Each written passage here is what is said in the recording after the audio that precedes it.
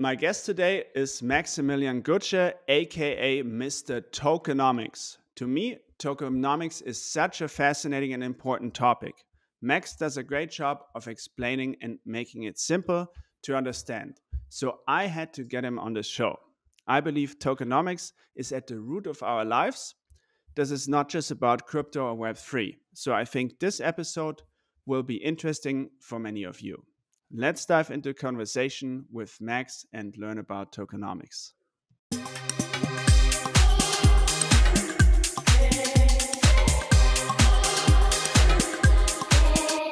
Hello and herzlich willkommen to the Bernhard Neumann podcast. Here we explore Web3 use cases together and learn from experts and builders in the space. I'm your host, Bernhard. I'm a Web3 and NFT strategist. I help brands to win Web3 with training, workshops, and strategies. My guest today is Maximilian Gutsche, as I like to call him Mr. Tokenomics. As the nickname suggests, he's an expert for tokenomics and helps companies to get this side of the equation right. He will give a much better definition of tokenomics than I ever could. So let's get right to it. Welcome, Max. Pleasure to be here, Bernhard. Excited. Yeah, awesome to have you, Mr. Tokenomics. So, I guess in the beginning, would you like to introduce yourself to the audience? Who are you? What do you do? Of course, yeah, I'm Max. So in my Web2 world, I'm a consultant, product manager for the platform economy, marketplaces, and so on. And my Web3 portion that's getting bigger and bigger is I'm a tokenomics consultant. I work mainly with Brightnote, consultancy firm in Switzerland.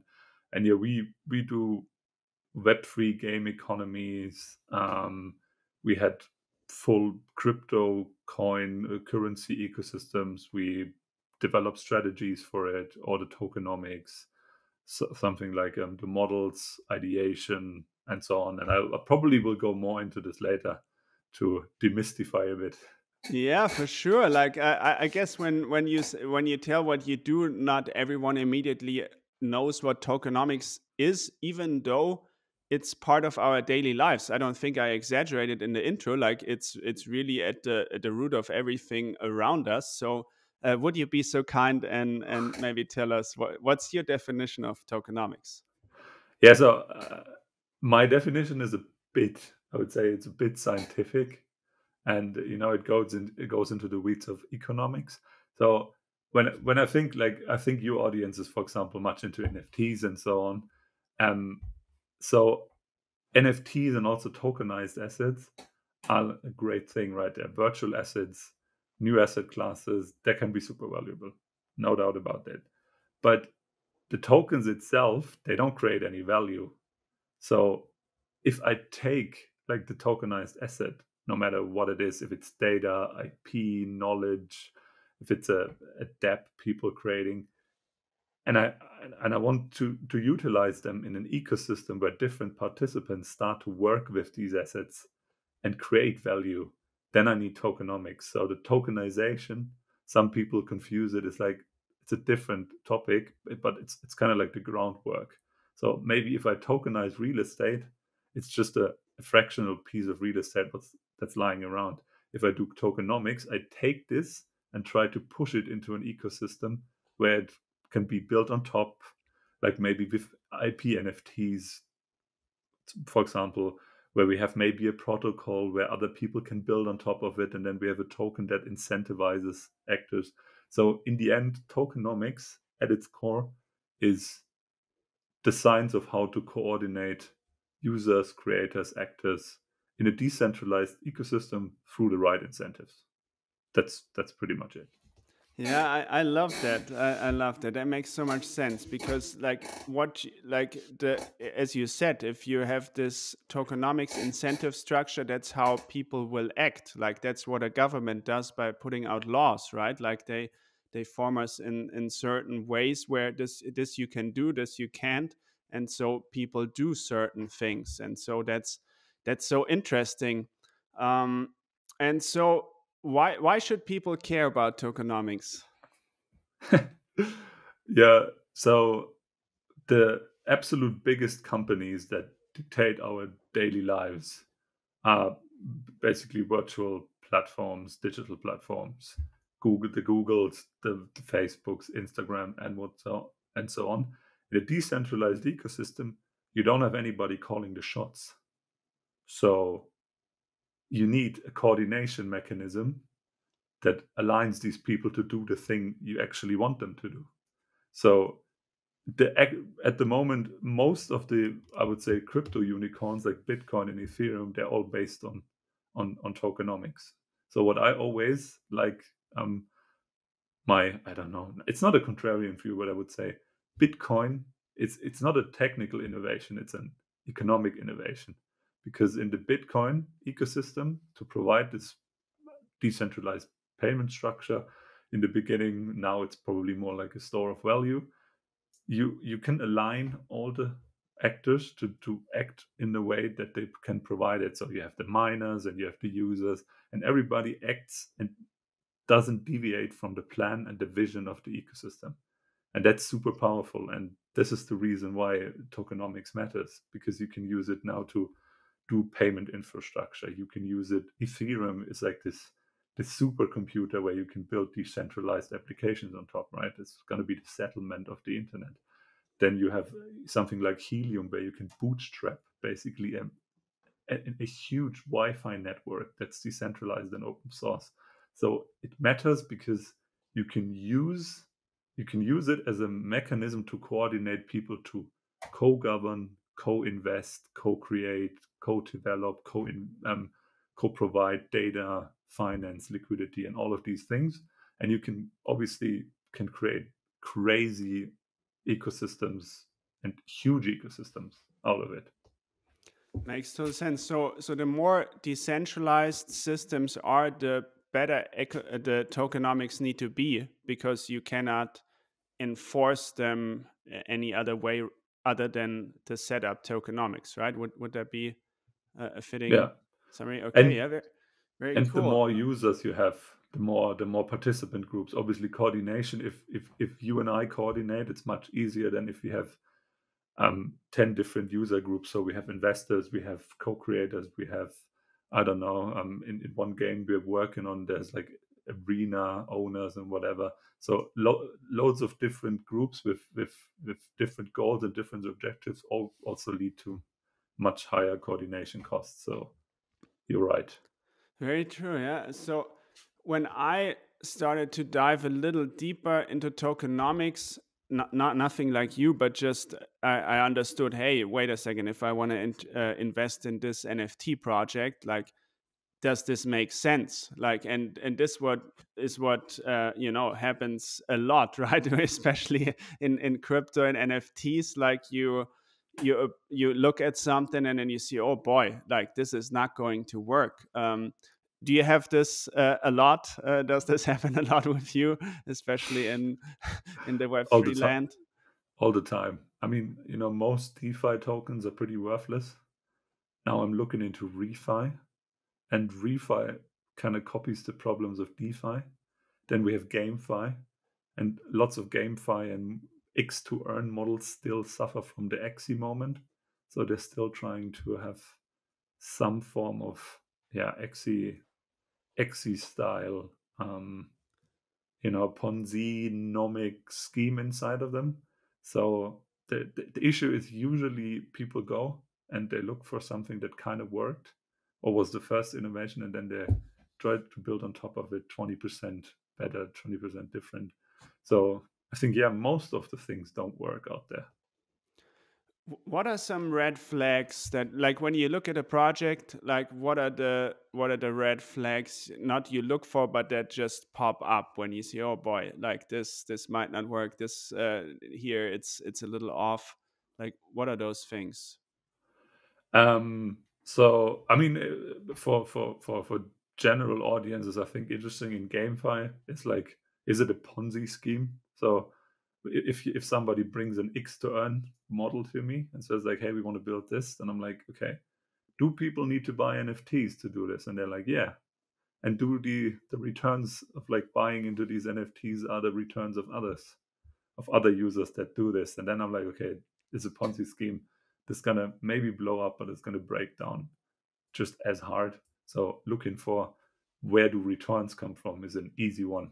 Like Hmm. if they come from other users buying into the ecosystem, big red flag. That makes total sense. Yet it happens all the time. I've invested in Ponzi schemes, no doubt. Yeah. So how do you get it right? Like we touched a little bit on how not to get it right, how to get it wrong. How do you get tokenomics right? What's your approach here? So to connect kind of the dots, one of the biggest things I also see is there's people love to optimize their token supply. Like, is it 9 billion? Is it 10 billion? How many emissions issuance per month? How many tokens go to users and so on? So this is a part of tokenomics that's very over engineered almost. The demand side of things, much less. And I would say I'm more like a demand side tokenomist, where I look at are there actually any demand drivers for the token? And it's such a fundamental question. And so there is a few principles of tokenomics, and these are usually the utility of the token. Utility is like, as always, it's king, not just in NFTs, but where does demand come from? Because like in refi especially, we see super interesting projects um, that, I don't know, there's, for example, I think it's called Single Earth, and they have this merit token. They have a really cool interesting mechanism how the token reflects like a natural ecosystem. And so it's basically, they call it a nature based currency, and it's all cool and the idea is great, but then it comes to utility. We look at utility and it's like, okay, people people will use it as a currency in big companies to offset their carbon emissions. And I'm like, you want, like, the whole idea is great, don't get me wrong, love the mission, but companies probably won't just say like, oh yeah, okay, there's a new cryptocurrency, it's nature based, let's just use it, right? So we have in this one a really big disconnect between this super optimized supply, which is really cool and great, and demand drivers. Hmm. So getting it right for me is always thinking about why would people buy this token, and for what are they using it. And the second really big thing is about value accrual. So value, in some way, the ecosystem creates value, and your token should capture a tiny little bit of this value. So this can be done through multiple mechanisms, and we don't want to go in there. But the token, in essence, for example, if you sell block space, which most of the layer ones do, right? Hmm. If Ethereum usage goes up, the price is reflected in the token. There is a lot of speculation, obviously. We're definitely not at a usage price of $1,000 or sometimes four. But uh, through the mechanisms in place, the Ethereum token captures a bit of the value that's created. And that's such a fundamental question, because it's literally like a um, I don't want to call it a stock, because it doesn't really reflect the value of all the things built on Ethereum, but at least one unit. And this is a difficult one, because like Uniswap is like in DeFi is this amazing decentralized exchange where you can swap tokens and all and much more. But their token, they don't have the fee switch on. They call it the fee switch. So this marketplace doesn't take a cut out of the transactions. So the token, in essence, is just pure speculation and useless, Hmm. because the treasury doesn't get funded. And there you have the issue is like, it's not a sound business. And it's going to be a race to the bottom in all these dexes to provide like zero fees or something. So the value capture debate is really a thing about businesses forgot that you have to build sustainable businesses. There needs to be money that you can use for your operations and so on. So nothing goes into this treasury, and therefore, like, the token is not reflected by something in the treasury, which is another mechanism. And the other, what I also wanna emphasize on is like, are rewards aligned with value creation? So if you emit a token, it should go to the creators, to the developers, to the people in the system that create the most value and not just whales and so on. Like if a whale has a lot of token and just sits on them and accumulates more and more, and maybe even uses governance to enrich themselves even more, is also a kind of like a bad sign. So these are like 3 principles I like to follow. Very cool. That's a lot of value here for the listeners, for the audience. You were mentioning Ethereum, and where you said this is more of a speculation price rather than the actual price the token should have. Like, how could you think about that? How you like? I don't need you to calculate it or anything, but like, how do you view this? There's a colleague of mine. You should check him out on Twitter. Eat Sleep Crypto. His name is Nate. So we had a chat last week, I think, and he believes that the real price of Ethereum is somewhere at $400 or $500 Mhm. dollars if it would be just usage based. So just block size and all the dApps and everything that's built on top. And that, I mean, that's simply he calculated the value of the ecosystem basically, and said like, okay, he looks at, okay, I think it's going to get a bit complicated, but so there's a concept called token velocity, right? And it talks about how often is a token traded, and how often this token exchanges hands and so on. So he looks at the demand drivers for this token, and he looks how often this token exchanges hands. And if a lot of these Ethereum tokens just sit there, he can kind of calculate what part of the price is speculation and what part of the price is actually usage. So if he finds out that 80% of the tokens are just sitting there and 20% are moved around a lot and paid for transaction fees and so on, then this part is probably the one that's actually based on usage, while the other part just sits either in staking, which is okay, or yeah, like validator staking, or it sits in pockets and is it's basically held for speculation.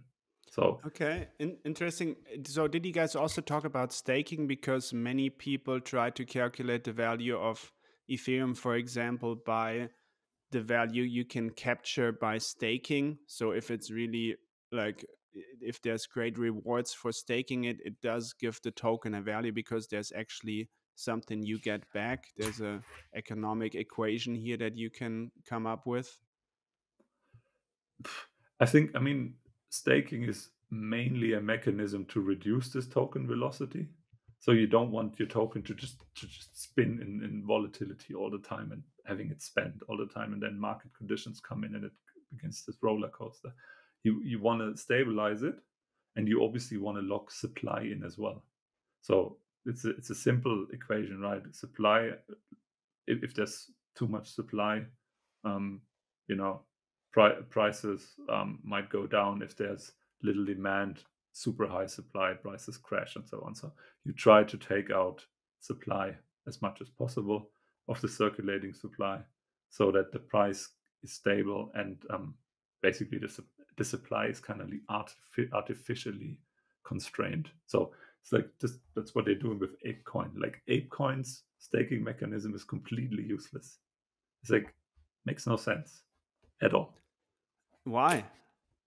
because like it's a mechanism, and you get rewarded for, and there's no value creation happening whatsoever. There's nothing happening. There's no ecosystem, right? You take ApeCoin, you stake it, and you get some reward out of the pockets of VCs. Like there's no sustainability in there. Yeah, I actually agree. Like I looked at it because I used to have a asset, a Yuga Labs asset, and I did actually stake for a little bit, and also thought, okay, where's the money coming from? What's being created here? And like this, it does make no sense, and that's I also like would have been kind of against doing it because it's just I don't know, like it just makes it more unstable the whole system. So we talk a lot about bad tokenomics. Do you have an example of good tokenomics? What's something you mention when someone asks, "Hey, what's good tokenomics? Do you have an example here? Yeah, I mean, I think you can say about Bitcoin whatever you want, but it's just a brilliant mechanism. And I mean, it still works. So many tokenomics projects fail, but Bitcoin is really good. Ethereum does exactly what it's supposed to do. This decentralized infrastructure to build on top is perfect. Helium manages very well to build this decentralized infrastructure. There's also the demand missing, but the incentives to set these hotspots up in your home, get rewards, and then also there's proof of coverage mechanism that always says, okay, nice, this person is actually providing the coverage. That's really, in a sense, simple, but it's very efficient and works super well. And what else? In gaming, there's like this cute little game. It's called Bitcoin Miner on the App Store, and it's like these idle games where you click and there's a little miner coming and he mines like Solana and then Bitcoin. But the rewards for this actually come out of the ads people watch. Mm-hmm. Yeah. So it's like it's a sustainable mechanism, whereas like ads revenue, for this ads revenue, the currencies are kind of bought, then you can earn it. You have a wallet, it's sent to your wallet, and you can play the game. And it's just a very nice and very simple mechanism that is sustainable. And Sweatcoin, I think, is also pretty cool. Can you Sweatcoin. explain what's Sweatcoin? So Sweatcoin is like they have an app now. I use it as well, not the premium version, but it's you basically get rewards to walk around, to run. And it's a token. There's also a Sweatcoin wallet, and it's sustainable in the way that you can. I don't think you can easily cash it out, but you can buy like coupons, and you can check it in against Airbnb, and sometimes there's special offers with Nike and Adidas and stuff. So the big brands, pay for access to the users, and they obviously think, okay, what's my customer acquisition cost? And they're Mm-hmm. like, okay, and my customer lifetime value, if I get a new 1,000 users by using this kind of offering, we can do it via Sweatcoin, and Sweatcoin takes a cut out of this. And yeah, and you have a fairly simple, it's a very simple token model, and it's a sustainable because there's also business in the outside world. Pretty cool. Exactly. That's we had a talk a couple of months back, and I also like looked at a project I invested in. The big thing is you need outside money, right? Like if it's just coming from the users or it's within the system, it's not going to work because then it's most often a Ponzi scheme. It just has to be. But like you need, as you said, so we have some outside brands, some outside company. Yes, I want to like have access to those people. I want to advertise here. And now you have money that you can actually give out as, that's when the token can be worth something, right? Yeah, exactly.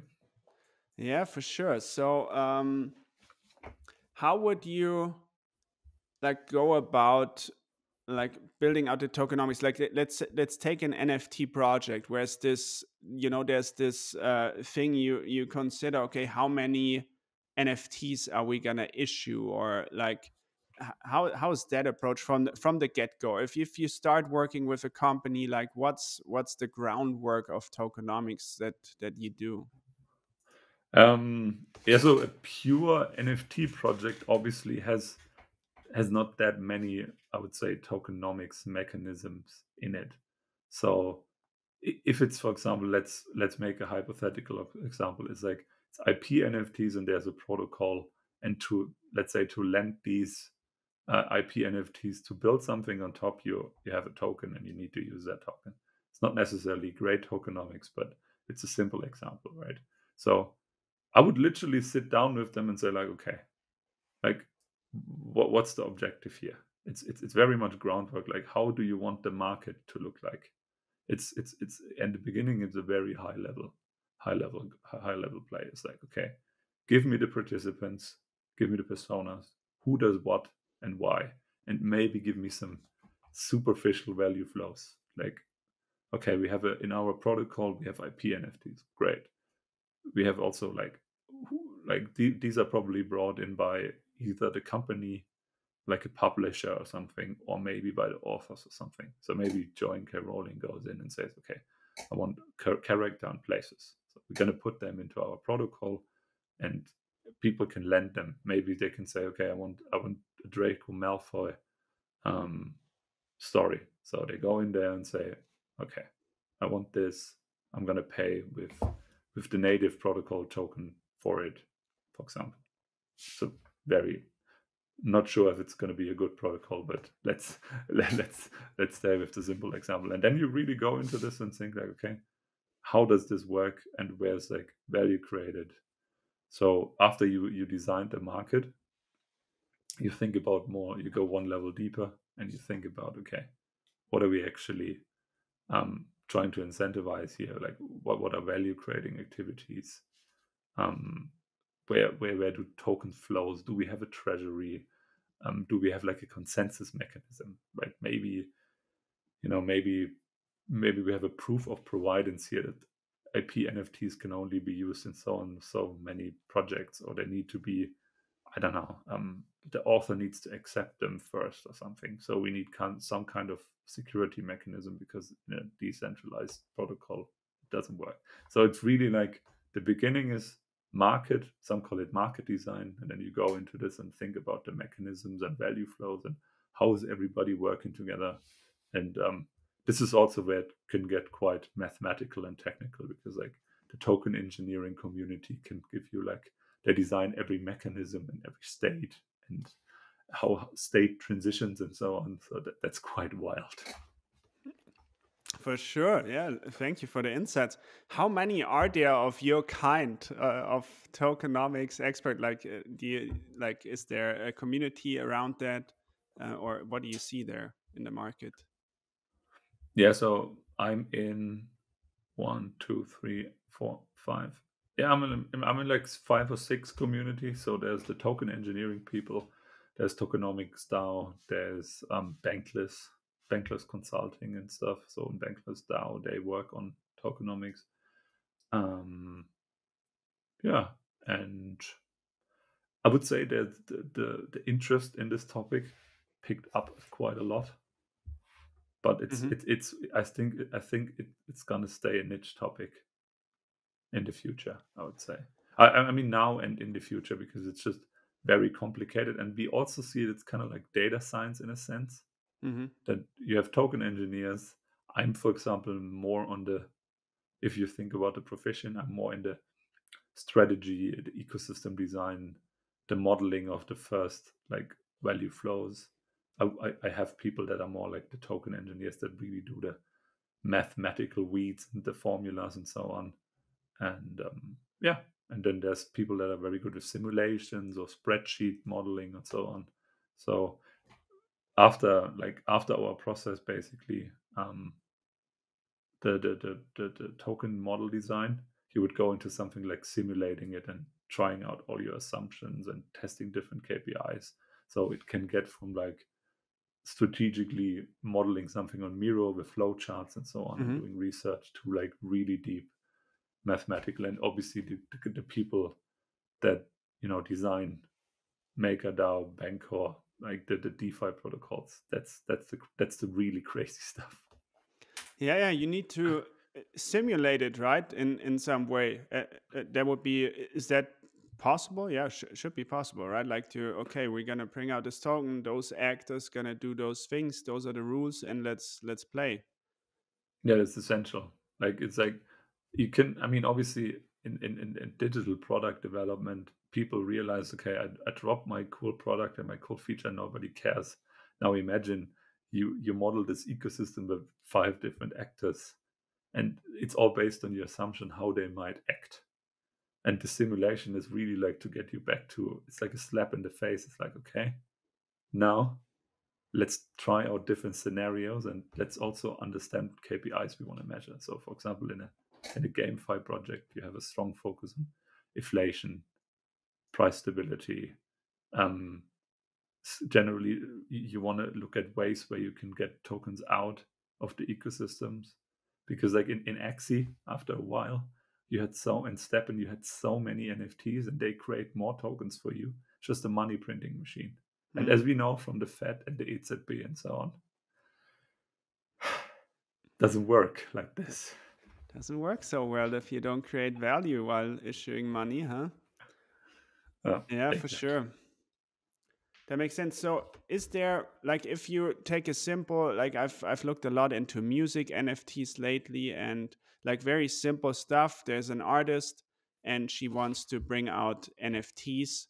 Is there like a consideration in terms of tokenomics here? Like, would there be something you consult, or is it plain simple? I mean, there you have to decide. Okay, is it going to be 100? Is it going to be 1,000, 10,000, or how would you go about that? I mean, the music NFT is a asset, a small asset in the end. And I would be interested in how can I use this asset in an ecosystem with others. So, Hmm. for example, if somebody wants to develop the next Spotify in Web3 that only plays music NFTs, I would maybe consider as like, okay, the people that know about the Spotify model know that it's insanely disadvantaged to advantageous to smaller creators. Like smaller creators, they don't even get the place they're getting because it's like a very strong power law anyway. So I would go in there and say like, okay, I wouldn't consult the music NFT creator because that probably doesn't make much sense. But I would go to the company that tries to build the next Spotify and say like, okay, is there a native token of the platform and that gets rewarded for plays? Maybe you can also build on top of the, I don't know, music NFTs, and maybe there's a royalty share and stuff. So I would really think about, okay, how is this asset used to create value with what personas, and how do we incentivize the right actions and get the money where it should be? And I think that would be an amazing project. I'd love to do that. Yeah, for sure. Yeah, I mean, it's gonna happen. I think so. I looked a lot into Sound XYZ is a platform that's probably the biggest right now with music NFTs. And what I find fascinating, I think NFTs and digital assets, digital collectibles can bring back a lot of things that are worth getting. So in the end, the most convenient wins, right? Like Spotify is very convenient for consumers, so that it's not going anywhere. But if you can add to the experience, if you can add a social layer to experiencing music, then that's very interesting. And that's not happening on Spotify. You're not interacting with the artist here or with other people listening to it. And that's what Sound XYZ, I think, kind of tries to do. No commercial here, no affiliation. I really I like the concept because you add a social layer and all of a sudden it makes sense that you buy a song because right out, I'm not sure if it makes sense. If you want to support the artist, yes, but like if you can listen to it on Spotify or you buy it somewhere where you can really listen to it, you're not going to do it. But if you add special stuff to it, then it totally makes sense. Um, but coming back to tokenomics, have you? So the carbon offset thing is obviously a big trend right now. Have you looked at those projects already? Like trying to, as you said, create this token to offset carbon emission and companies being able to buy themselves out of their eco-friendliness problems. So I mean, I looked at it, and I think it's the same issue again. It's like refi is very much inspired by DeFi, and it's kind of makes the same, yeah, the same, I would say, mistakes in a sense. So I saw some governance tokens. Governance tokens are like usually inherently worthless because they're usually done by inflationary rewards, and yeah, we all know how that goes. And so my biggest issue was this demand problem. It's like really cool constructs, super scientific. Like there's a lot of brain power in these projects, but nobody can tell me like where the demand comes from. It's like nice that you do a currency and cool that you want to help companies offset, but the people that ever worked with a corporate in any way know that it's not like, oh yeah, there's the CFO or someone in the sustainability department, and they just say like, yeah, okay, let's offset some carbon tokens, let's buy this green currency, and like, I don't know, buy a lot of it. And I'm like, I don't think that's going to happen. So people thought a lot about supply, carbonized offsets, and so on, CO2 certificates, but they didn't really think, okay, where's the demand for this coming from? So they like, and I'm working with in an exchange with a guy from particular, and they see that there's a huge demand in the market, and there's all these projects coming up, and like the really difficult thing will be to connect this insane demand that's much bigger than the existing supply with the projects. And my thesis is that the demand side tokenomics are not well designed, and that's why it's probably going to be difficult to just, Hmm. you know, Yeah, makes figure sense. that out. I would be. I feel like there should be demand for carbon offset, but yeah, we will see. So I have a question that I would be interested in. So you're a tokenomics expert, as you see, like you, and as you also talk, sometimes you say, okay, this token is basically worthless or should be worthless. And now you see those tokens not being worthless that you think should be. Like how is that for you? Like, are you just in disbelief? Okay, there's nothing to it, and it's like for years it still has value. How does that go with you? Yeah, I mean, the issue is like often you can't really figure out if a token is actually worthless or not, because our market consists of at least 90% speculation. So it's like the Uniswap token is worthless because we know it's just a token that's created and there's no revenue capture. We know that, but it's still in the top 20, I think. I think it's on Mm. 14 or something. I have to check. So people believe in the business, and they believe that this fee switch or like this revenue generation might be turned on at some point. Many people, or like many tokenomists, would argue you can't turn that fee switch on. So, but that's a problem, right? Like you have a token that by its fundamentals has no value, but it's traded a lot because it's like people believe in the business and think it might happen, or they think it's actually just, like a speculative asset. So I can tell you a lot of things, and probably also a lot of things are wrong. So No, for sure. But I just imagine this like you have a strong conviction, and for you, it's also part of math, and you just know a lot about the topic, and have seen it, have designed it, and so now all of a sudden, and you say, "People, what are you doing?" Like, and then they still do it, and it still works, and so it must be a interesting, yeah, journey for you here. yeah, I mean, I was right about Steppen, for example. That was like a thing, and I think it's like it's also it depends a lot. Like I can't just like when I do a tokenomics analysis, half of that is a business analysis. Is about Hmm. Polygon, for example, has a lot of partnerships, so I take this into account. Um, the value proposition, like what's going on. So it's not just the fundamental tokenomics analysis, but you also need to analyze the business. And obviously, there you are wrong all the time, Yeah, because like and if you look at a DeFi protocol that has self-repaying loans or something, how on earth are you going to figure out what they're actually doing? yeah, for sure. Like, do you also consider, since in Web3 with tokens there's much more interoperability here, that kind of makes it even more complicated to evaluate, right? Because like I guess if you're like in Web2, like there's not that much interconnectedness, but Web3, okay, we have this token, it should be worthless, but all of a sudden this ecosystem adopts it or something, and then there is utility, there is value or something, so that it's even more complicated, right? Absolutely. I mean, like if we go for this merit refi thing, I don't know. It's like that through this interoperability. and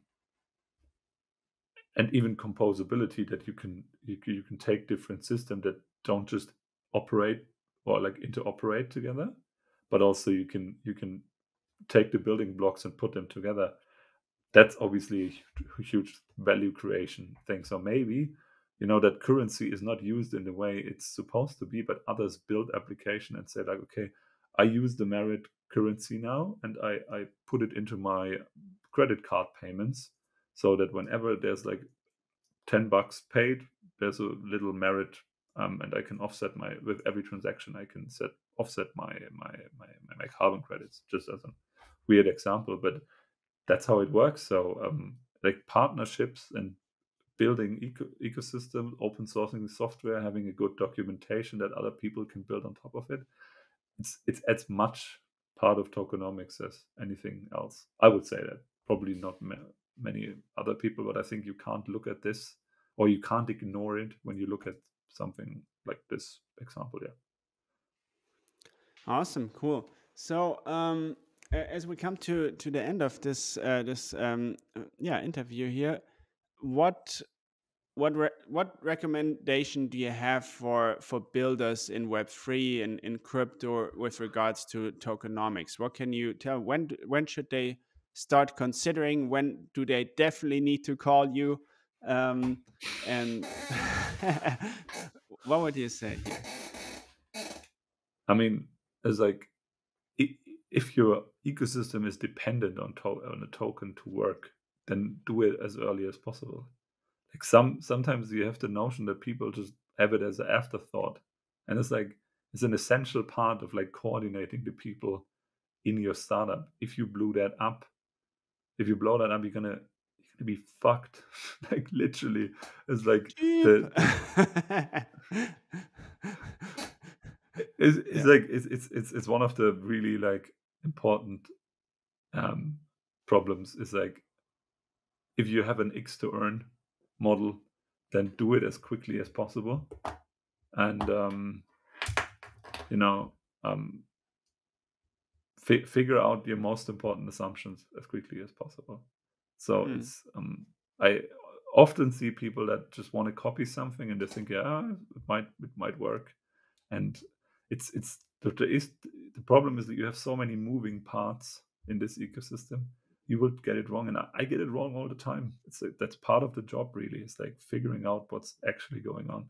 So if your business doesn't need a token, I would definitely think about if I need a token at all, because it's like so many projects try to cram in a token in some way, and I'm like, just do it without token. Do a Web 2 thing, or maybe Web 2.5 or 2.2, whatever. So Yeah, yeah. for sure. Like I also like when I advise like most projects like go down the toilet when they start using tokens. Like if you really don't need it, like don't do it. It's so hard to get right, as you said. And yeah, so be careful here. A quick question out of curiosity: in the future of Web3 of crypto, do you see the model X to earn working? Do you see, like, when you look in 5 years, do you think there's a bunch of X to earn models, or is that something that just might not work? Yeah, I mean, we see it working with like with move to earn. There's some fitness to earn. It's very simple tokenomic models. It's like one token, you get that, and there's somehow value besides that. So it's not this Ponzi. I buy an NFT and buy myself into this, and at its heights, you can use Steppen and make $400 a day just by walking around the block. That's not going to work, and it's not going to be as exciting anymore because people freaked out, obviously, because there was so much money in the game. That's just not going to happen anymore. But I Mm. mean, today I just saw on Block Stories, there's a sleep to earn game when you stick to your sleep cycles. Um, yeah, there's work out to earn. So I think there's going to be a couple of them. I think that I mean, they might become also really big, like Strava and Nike Run and so on. They have Mm. tens of millions of users. So I think that model is going to work. And I think in the future it's going to get more interesting because like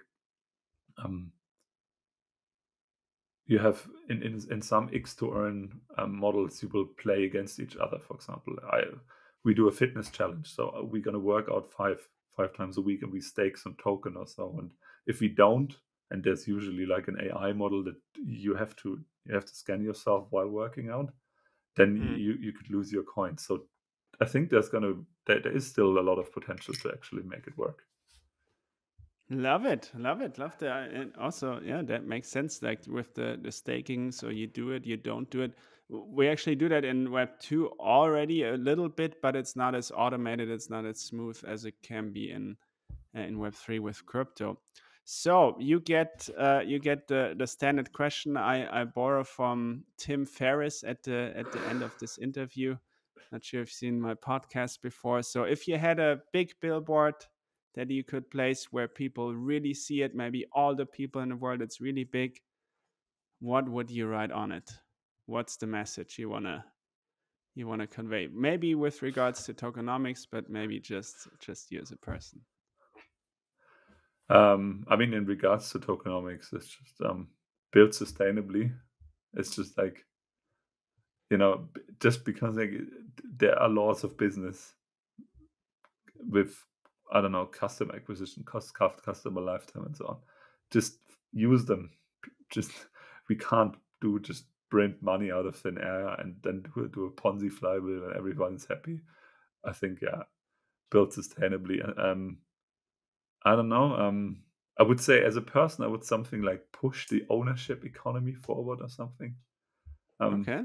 I really like. I think that's one of the more idealistic goals is just using tokenomics to push the ownership economy and like free entrepreneurial people um, that earn and own the things they work on.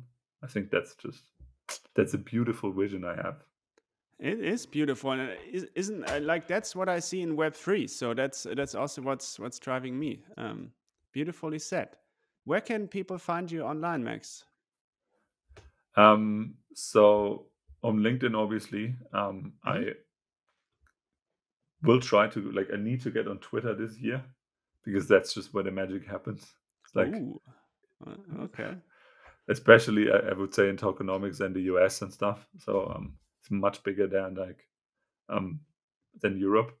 So, but yeah, I mean, just reaching out on LinkedIn with questions. We're also going to start our own on-chain organization where you can learn to become a token researcher for free and then analyze token ecosystems based on their fundamentals. And we're a bit like a decentralized rating agency, I would say.